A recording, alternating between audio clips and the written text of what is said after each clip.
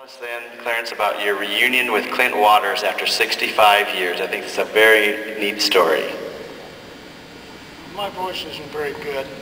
I'm pretty hoarse, but Clint and I last shook hands on the Amtrak when we got off the LSTs or heading for the beach on February 19th, 1945. He was wounded, I think, on the 5th or 6th day.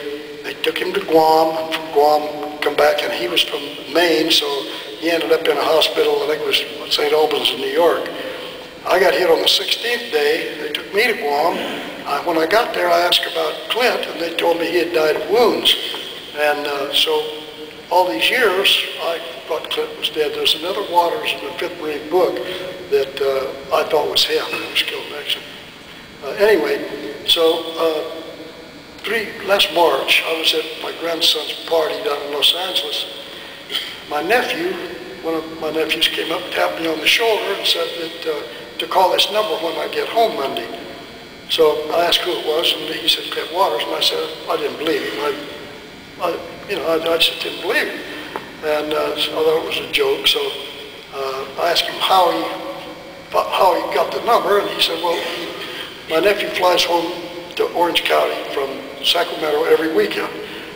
He was coming to this party that I went to Saturday night, and he stopped his chiropractor to get a neck adjustment because his neck was stiff, so he stopped there for a few minutes on his way home. While the chiropractor was rubbing his neck, first time, and they were old friends for many years, first time they'd ever talked about World War II. The chiropractor said that his dad was a Marine in World War II, and Clint said, well, I'm going to a party tomorrow night, and my uncle was there. So the guy says, well, what unit? He told me 5th Marine Division, and he said, then he hit my nephew in his mind. The guy's name, chiropractor's name was Waters. Well, my nephew, I'd sent him a picture, the five of us that you saw, I think, on the screen. I don't know, is it up there now?